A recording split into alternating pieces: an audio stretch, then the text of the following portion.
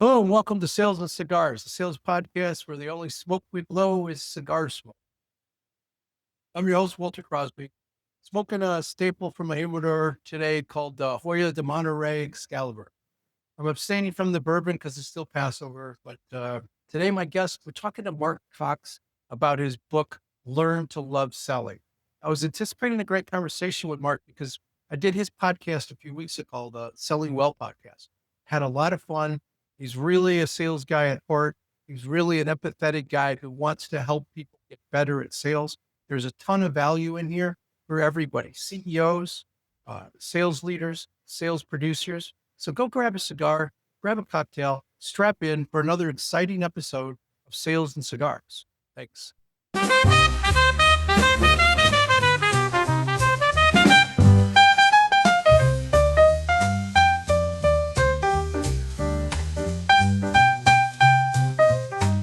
Well, Mark, I really appreciate you taking some time to jump on my podcast. You and I chatted on yours a couple of weeks ago, which was fun. So I'm looking forward to another fun conversation.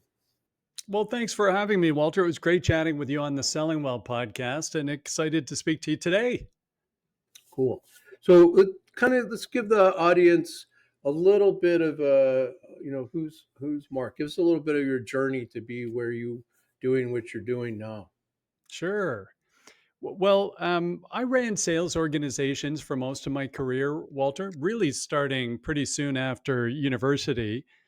And they were in technology companies or outsourcing businesses. And then about 12 years ago, I was in between gigs. I'd left a pretty significant job where I said I didn't want to travel quite so much anymore. And so I thought it was going to take about a year before I found my next adventure. And before I knew it, I ended up sort of consulting for three companies that had all come through personal connections. And so I was enjoying it. I was still interviewing for a kind of major job for a US tech player for leading their Canadian group. And I just had one of those moments where one day I was consulting with one of these clients. I left that meeting. I went to a third or fourth interview to take over the team for this very large technology organization.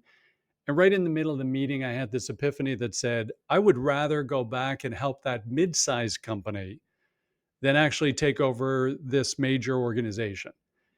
And so that was about 12 years ago. We started in the funnel then, started consulting for small and medium businesses primarily back then. And today we've probably done that 100 times where we've gone in and helped companies build their sales playbook. And we've also trained somewhere in the area of 6,000 to 7,000 people because we built a sales training company along that journey as well for leaders, salespeople, and BDRs and SDRs.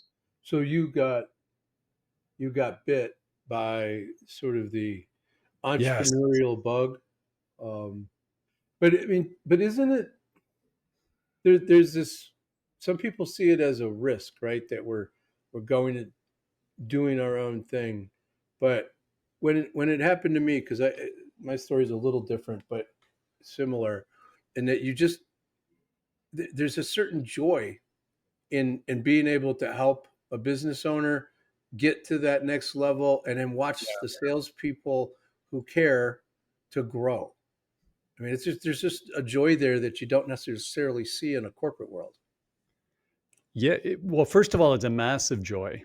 So I was absolutely bit by the entrepreneurial bug.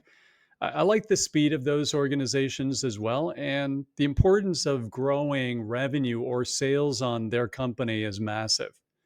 So there's also very little politics typically in a Mhm. mid-sized enterprise, if it's, kind of under 100 employees because they just care about growth. So I was really attracted to all of it. I think also, Walter, being honest, I think I'm an entrepreneur at heart.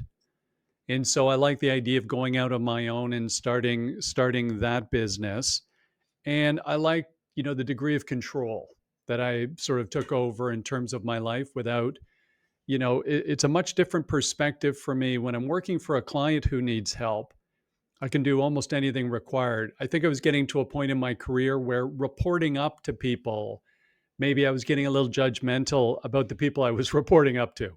Yeah, I So know the it feeling. was Yeah. it was just great. It was just great timing for me to try this, and it's been pure joy ever since, frankly.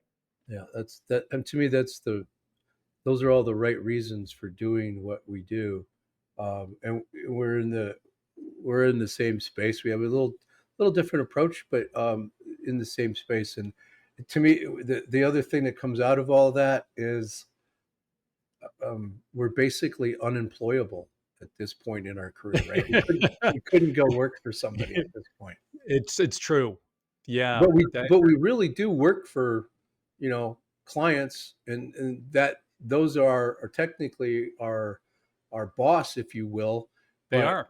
we're guiding them along the way and walking this journey with them, and that just feels better for me. So Yeah, it just felt right to me. And by the way, I'm always inspired by these entrepreneurs that I work with. So in the corporate world, you're exposed to a certain type of individual who's going to be attracted to that corporate world, and some really great people and smart people. And you're exposed to these processes that have been refined over years and are very good processes. A lot of opportunity to learn. But I'm really inspired by these entrepreneurs with their drive, their vision, the never say die in many cases, the energy, the enthusiasm. We've had just a number of just completely amazing entrepreneurs, and frankly, it continues my learning journey mm, because I get to learn about the things that they're doing, how they approach business. So we may be pretty strong in this one discipline with sales and go to market, but when you think about innovation or growth or vision, a lot of these things, I've just learned so much from the companies that we work with. Frankly, I learn from every company we work with, which is part of the joy of it. yeah, and when we stop being open to learning, then we're kind of going in the wrong direction. So I appreciate that, and that was one of the things I picked up on, and when we had our first talk was that there's a certain level we kind of have the same passion for learning and helping, and it requires being humble, and having some passion to keep just trying to get a little bit better on a regular basis. If there's anybody listening today in business or in sales, Walter, that's not humble, they're in for an awakening. Yeah, Because they will get frankly, there. yeah, because frankly, for folks like you or I who are really focused in the space, and we each of us get the pleasure of reading lots of books on B2B sales as we interview guests for our podcasts. There's a lot changing. It's tough to stay current, and everybody's got something to offer. That's why I really love running our podcast, because I get a chance to read your book, the scale your sales, avoid the 7 critical mistakes CEOs make, and Thank I'm you. learning from that when I'm reading it. So as I prepare for the podcast, the one thing that might be helpful for everybody listening, you can trigger growth orientation, pick up the book, read HBR, follow some of what's being published by people like McKinsey and Gardner on sales, just to stay current, because you've already got great capabilities, but it's nice to try and improve 5-10% every quarter. Even if you learn something that you already knew, right? And it's just review, or you Yeah. hear something, it's like, that doesn't make sense. I don't agree with that. Right. But it's the mind that's willing to take something in, process it, and say yes or no. Right. If you're not open to that process, and you're not, then you're not learning. But speaking of books, right? I picked up this little over Thank here, you. I've seen that. and you can see I've got some tabs in here. Thank you for Um, that. I mean, it's really, I don't say this very often. I mean, some really, really good stuff in here. And this is the feeling I got, um, that you wrote this for the guy or the gal who's sitting at the helm of the company, the CEO, that founder, that, they may have some sales capability, they may not, but you wrote this for them. Is that right? Well, first of all, I did, Walter, and thank you for the kind words. By the way, it means a ton coming from you, and I really appreciate reading the book and sort of highlighting those things. That's awesome.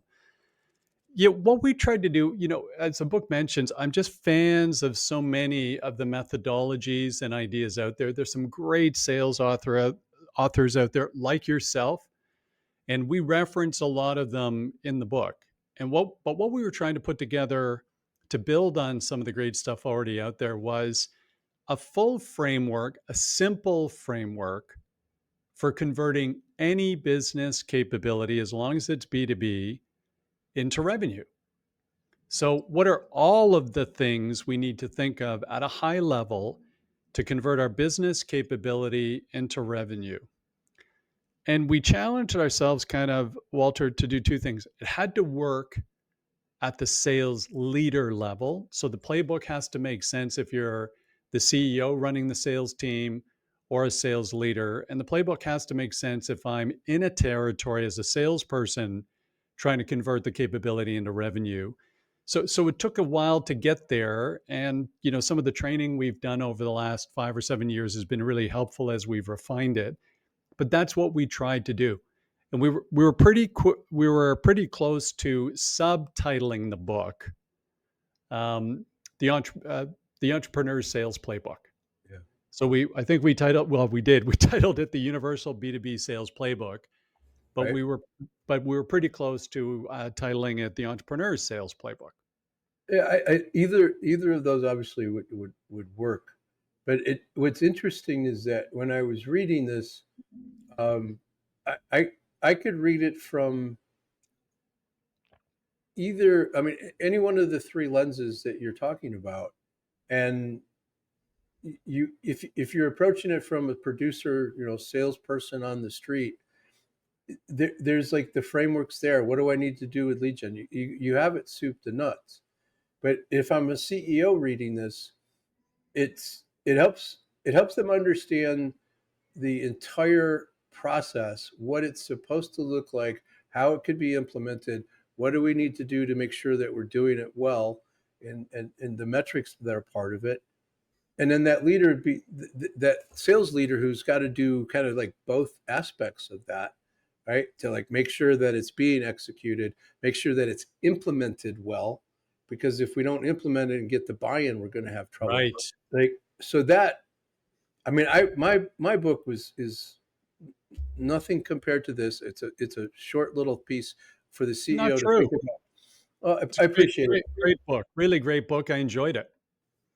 But it was written for that CEO. Yeah. And so my question, just out of my own curiosity, just for Walter, how long did this take you?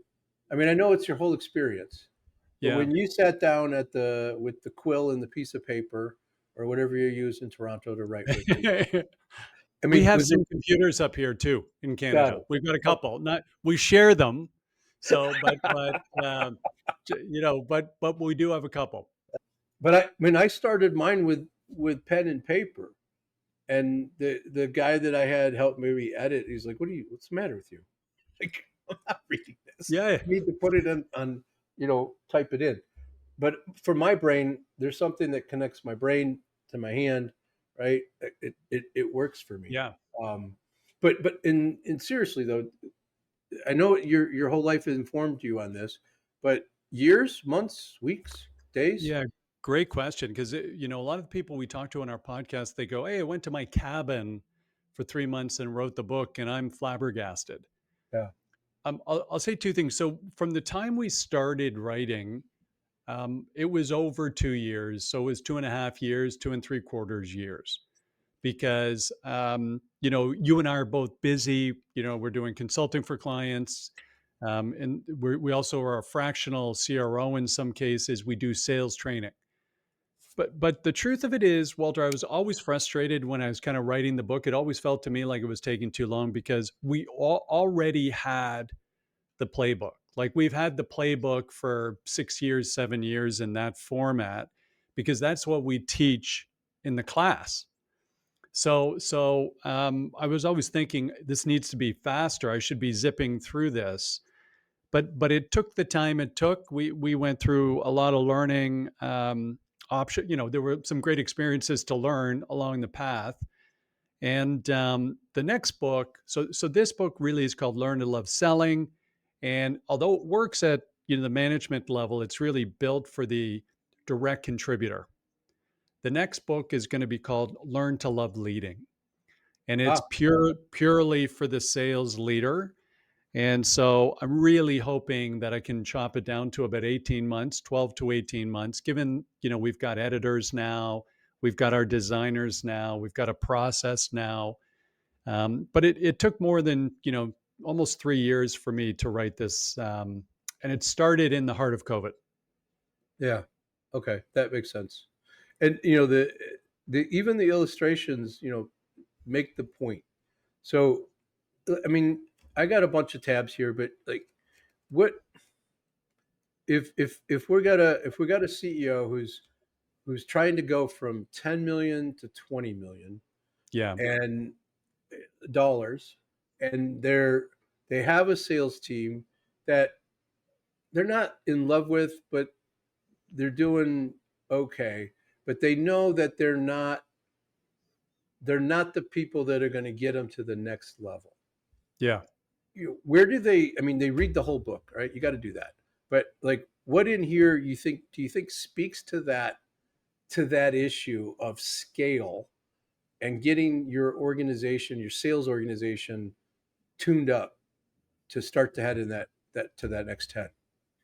Well, it's such a great example, Walter, because almost every client you and I work with want to do that.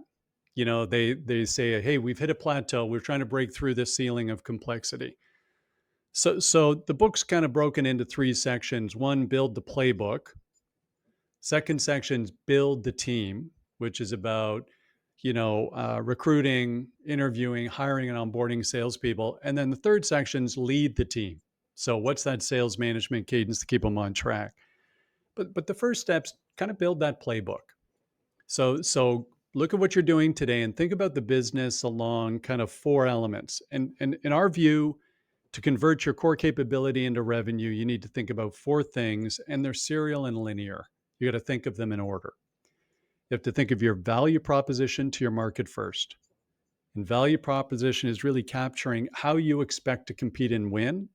You define what do you do? How does what you do tie to a desired outcome of your client? And then you need to be able to identify competitive differentiation, all in your value proposition. Start there. If I know my value prop, then I go, okay, how do I prioritize the pursuit of my target market? That's called territory management. So, first part of that is identify our ideal client profile. Who do I want as a client? Size, scale, business problem, how they value our services, and how do I build sales cycles for those? A, with my current clients, if I can sell them more, share of wallet, and then new logos. But in each case, I have to prioritize the pursuit of the market because nobody's big enough to cover a whole market. If I know those two things, I know my value prop, I know who I'm going to prioritize in terms of the market, I got to go and do it. Third element is my game plan for demand generation, or this is what they would have called cold calling 35 years ago when I had a beautiful head of hair. I was doing cold calling and I had a beautiful head of hair. Loved Cause going and to the bar. effect. Cause it could be. Nice call. That's exactly what happened. Now that I think of it, it was those couple of years. So the third element, create demand. You've got to get out there, intentional, professional, current demand generation. And those first three elements will create a qualified sales cycle for this business. Then we need to think about execution, sales execution. That's sales process, steps to complete a sale, sales strategy, my game plan for progressing along those steps successfully, and then pipeline management. So, what's the volume and velocity of deals I need to work to actually get to my goals? If you're a CEO, start by building the playbook and then think about the structure of the sales team to execute, the people you want in those seats, and the processes you're going to leverage from the playbook to enable them. That includes technology. And that's a beautiful, simple, manageable way to approach it. And you Thanks. you're you're you said one of the things you were talking about when you're talking about recruitment you included something that often is left off, and that's the onboarding piece, Yeah. right? Right? Because if you don't get the people, if you get the great salesperson, it's the right fit for culture and has the right desire and commitment to go do the work, and you don't give them the tools that they need in a timely fashion, they're Yeah. going to leave. You're not going to retain them. And the onboarding part is so critical to the retention piece of it. Um, but I think the other thing that kind of comes out of what we're talking about is that salesperson, that CEO that may not have the sales background that you have, that I have, they sometimes turn their keys and they'll give the keys over and give the control to a sales leader that may not have it all figured out and may not have all of the pieces. They might have a couple of things that they're really good at, and they don't have it all put together. So by looking at a book like this and studying it, I think is the right terminology. That they should really understand what it is we're trying to do. They don't have to be the expert. They don't have to go execute it. They don't have to role play and scrimmage with the salespeople, but if they don't have a clear picture of what's being built, they're never going to know if it's right. And you've got it. The lead gen piece of this, right? You map that out. I mean, you don't even have to read the chapter. Your graphic is so good with the cadence. With the little arrows there. Yeah. Thanks. I'm trying to find that tab. I mean, read the book, but the lead engagement sequence, like that, it's not overly aggressive. There's a process to it, and it involves the telephone. I just Please call. Yeah. God, But I, so I, I make the joke all the time about this device has an annoying little app on it called a phone, right? We should use it. So well, first of all, Walter, shout out to our buddy Kevin Winters. So he's been our long term designer, and these were all the images we used in training for years, and we just put them in the book from him, or he created them and put them for the book. So you're right; they're great. They're great graphics that he created from my awful chicken scratches. But what you touch on such an interesting point that I think is really important for the folks listening to your podcast, because I know it's really popular with CEOs of mid-size enterprises. We get called in frequently, I'll say, when a CEO has tried to absolve themselves of any accountability really for sales outside of hiring the chief revenue officer, the VP of sales, and they try it multiple times and it doesn't work out. And then they go, I got to get into this. And then they actually come to people like us. So one of the things I'd encourage everybody out there to listen, listening to this is you do have to understand it, because if you're going to grow and scale your business, it's not like accounting or finance, or in some cases, even operations, where you can kind of turn a blind eye and let somebody else handle it, as long as we're staying, legal. This is something the CEO, if you're going to grow, people want to see the leader of the organization, particularly of mid-sized organizations. They want to understand the vision for the company. They want to understand the product roadmap. They want to understand the character of the individual. They don't want to commit to companies that aren't going to be around in the long term. So I think understanding, getting deep in terms of what's going on in sales doesn't mean you have to be picking up the phone yourself, but you do have to be in a one-on-one with somebody on your sales team on a reasonably regular basis to understand what they're doing, what's working, and also making sure you're hearing through them what's going on with our customer base. mm, So, if nothing else, I'd encourage every CEO out there to be traveling with salespeople just to understand what's going on in their market, because you need to be close to your customers. You need to be close to your clients. And so I think this framework gives them a way of understanding enough that they might be able to hire the right sales leader. And we talk a little bit about hiring people. They'll be better at hiring the sales team. You might also do an assessment of your current go to market plan based on what's in the playbook and figure out where you're dropping the ball. If we don't have a value proposition that resonates to the market, we can't expect a new hire salesperson to figure that out and create it. That does have to come from the CEO and from the sales leader to help them. This is why we think we can compete and win in the market. Yeah, and I think that's critical, right? Because there's a couple things there I think we can highlight. Getting out in the field.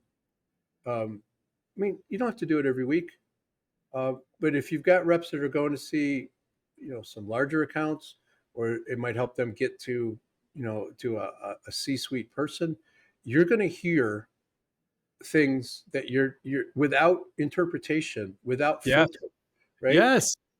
I remember I was in a frontline sales job, and I was selling a technology thing, and the I sat in a meeting with engineers and the research guys and the CEO, and I said, "This is what they're telling me," and they're like, "No, that's not what they're telling me." And like, were you in the meeting with me? Like, and so we went back and forth, and I just like pointed at the CEO. I've got a meeting tomorrow with the exact people that we're talking about. You come with me. Yeah. Well, he should go with you. I'm like, no, he's not talking to any of my customers. You're coming with me, and we're going to go out, and you can hear for yourself, and you can ask him all the questions, right? We'll have an hour. Um, and he walked away from that meeting not being able to argue with the customer, although he tried, right? But he heard it from the horse's mouth, as they say. So Yeah. I mean, that's really really important. But I think the other thing that the CEO can do is show up at, unannounced, at a sales meeting. If it's the Absolutely. weekly, if it's the monthly, if it's the Yeah. quarterly, doesn't matter. Just say, hey guys, I'm here to listen. I'm here to learn. Let's talk, and then ask questions, right? Show like you care about the sales team and what they're doing. That Yes. will give you information, just like you're talking about. That those are so, I think, so important and often missed because I don't understand what they're doing. It's a black bag of magic that they're just doing things. No, not if they're doing it well. Everybody's singing the same song. Should be. And Walter, those CEOs, in many cases, are really unconsciously competent in sales. They started the company, they built the company, they earned the first bunch of clients in many cases. When issues or challenges came up, they worked with the clients to get through them. So they have so much value to provide to the sales organization as long as everybody goes into it in the right mindset. Right. And I think I love your idea of coming, pop into the sales meetings, be in the sales meetings, because at the end of the day, we get a great culture going if we hold everybody accountable, but there's a little bit of empathy on both sides of what we're up against. When So they we're, hear when they hear how tough it is, when they hear, yeah, why we're losing, like, and they might have a very simple solution, which ties back to the other great point that you made. And Mike Weinberg does a great job of telling this point as well, that it's the responsibility of the CEO, the business owner, the entrepreneur, the sales leader, to give the information, the company sales story, to give that to the sales team. Like, you don't want them trying to figure it out. You want to say, here's our yeah, value. Here's what makes us different. Here's who we should be talking to. Here's our targets. And then give them that direction to let them play the music the way they want. Let them be authentic. But if they don't have that clarity, then they're just going to make stuff up. And their yeah. default is to go out and pitch. And that's just awful. Well, that's another thing I love when when you bring a CEO out to a meeting. Oftentimes we've seen this so many times with the great companies we work with. They don't get in pitching product. They get in and they start asking, that buyer on the other side of the table, how's business? How are you competing and winning in marketplace today? What's working? What isn't? What are the top trends affecting your industry?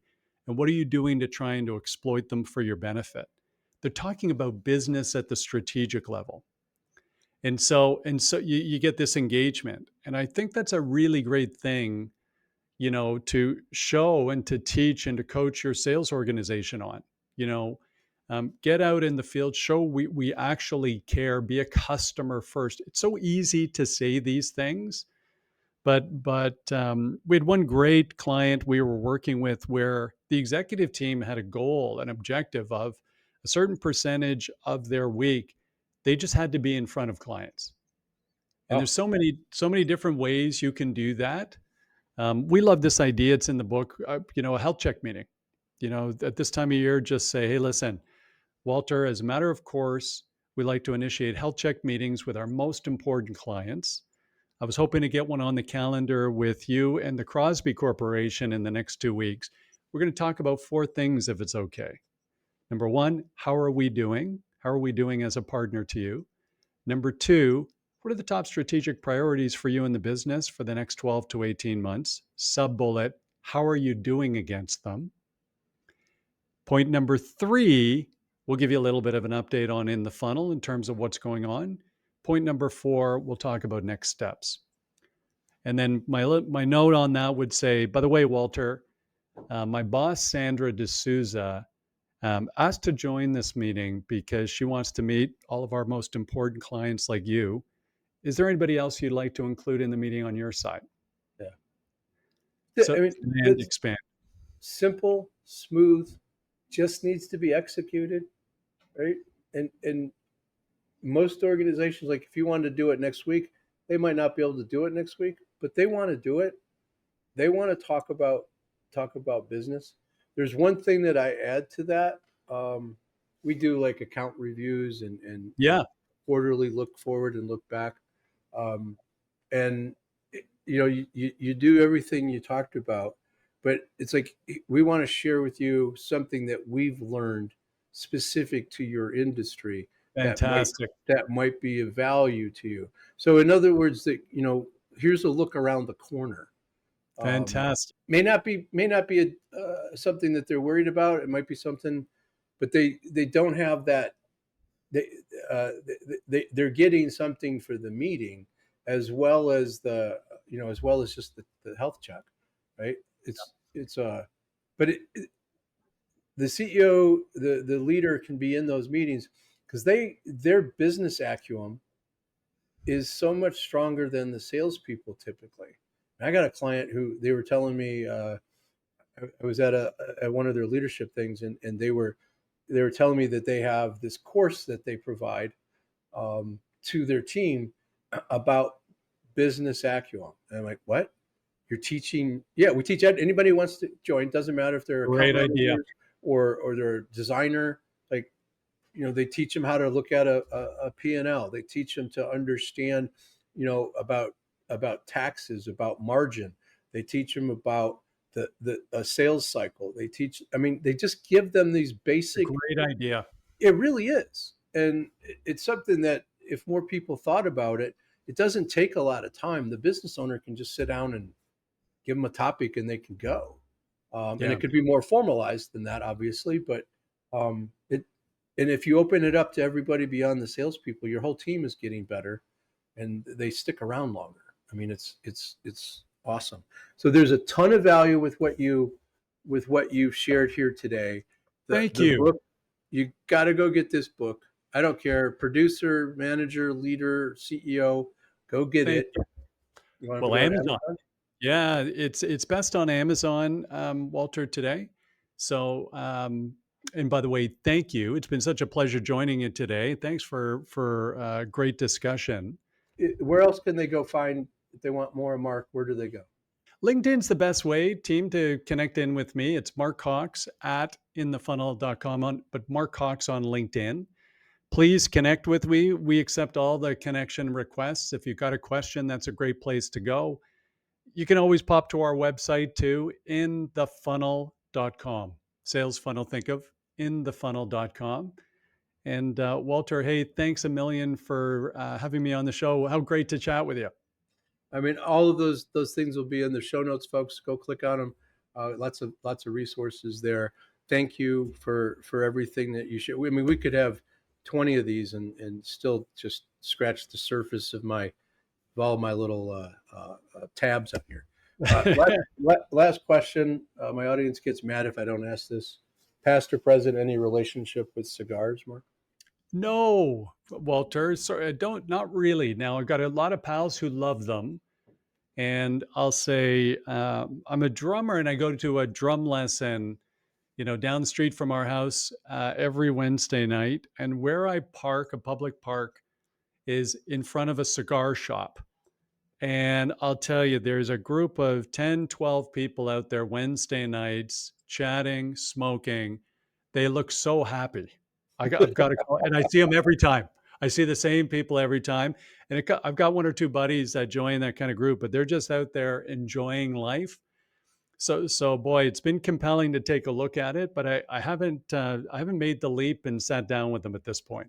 Yeah, what's cool about it, and there's nothing wrong with that. Cigars aren't for everybody, but what you described, um, you can walk into just about any cigar shop, cigar lounge, and what always happens for me is everybody turns their head and looks at you, and soon as you grab a cigar or you walk into the humidor, like you're a brother of the leaf, you're in. It's a group, right?